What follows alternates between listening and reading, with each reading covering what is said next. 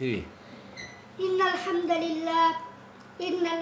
لله نحمده ونستعينه ونستغفره ونؤمن به ونتوكل عليه ونعوذ بالله من شرور أنفسنا ومن سيئات أعمالنا من يهده الله فلا مضل له ومن يضلله فلا هادي له ونشهد أن لا إله إلا الله ونشهد أن محمدا عبده ورسوله وأرسل بالحق بشيرا ونذيرا وداعيا إلى الله وسراجا وقمرا منيرا أما بعد فقد قال الله تعالى ومناكئ المجيد وفرقانه الحميد أعوذ بالله من الشيطان الرجيم بسم الله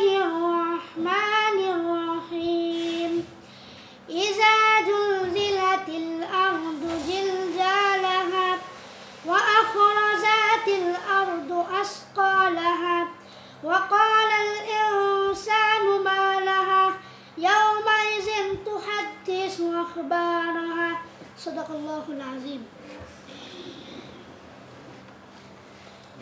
সুপ্রিয় দর্শক মণ্ডলী, আপনাদের নিকট আমি সূরা জিলজাল পাঠ করেছি। এই সূরা জিলজাল আপনাদের মধ্যে বৃত্তান্ত বর্ণনা করার চেষ্টা করব। ওমা তৌফিক ইল্লা বিল্লাহ। আমরা সূরা জিলজালের প্রথমেই পাঠ করেছি ইজা জুলজিলাতিল আরদু জিলজালাহা।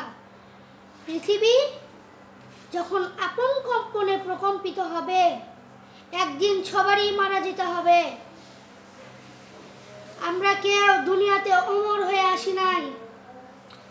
এই দুনিয়া থেকে আমাদের একদিন চলে যেতে হবে। সেজন্য আপনাদের উপর লক্ষ্য করে বলছি, হে মুসলমান, আপনারা 5 ওয়াক্ত নামাজ পড়েন, আল্লাহওয়ালা হন, কোরআন পড়েন। আপনি যদি কাফের হন, আপনার দেহের এক একটা অংশ আপনার বিপরীত সাক্ষী দেবে। আপনি যে খারাপ কাজ করেছেন, সে খারাপ কাজের ওপর সাক্ষী দেবে।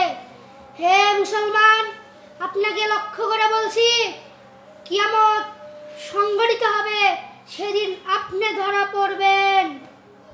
সে হিসেবে 5 ওয়াক্ত নামাজ পড়েন, আল্লাহ ওয়ালি হন। আমাদের দুই কাঁধে, এক কাঁধে আছে কিরাবিন আর এক কাঁধে আছে কাতিবিন। এরা দুইজন আমাদের হিসাব নিকাশ করতেছে, কে খারাপ কাজ করলো, কে ভালো কাজ করলো। ভালো কাজ করলে ভালো ফলই পাবেন, খারাপ কাজ করলে খারাপ ফল পাবেন। সেই হিসাবে ভালো কাজ সব সময় করবেন। আপনার পাড়ার, আপনার পাশের বাড়ির একজন মানুষ গাঁজা খায়, বেড়ি খায়, তাকে আপনি বলবেন যে হে ভাই, সবারই একদিন চলে যেতে হবে। সেই হিসাবে বেড়ি গাঁজা খাওয়া বাদ দেওয়া, আল্লাহ ওয়ালি হও, কুরআন পড়ো, নামাজ পড়ো, 5 ওয়াক্ত নামাজ পড়ো। তুমি খারাপ হয়ো না, অন্যদেরকেও খারাপ হতে দিও না।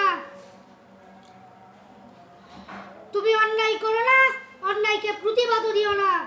সেই হিসাবে আমরা 5 ওয়াক্ত নামাজ পড়ব।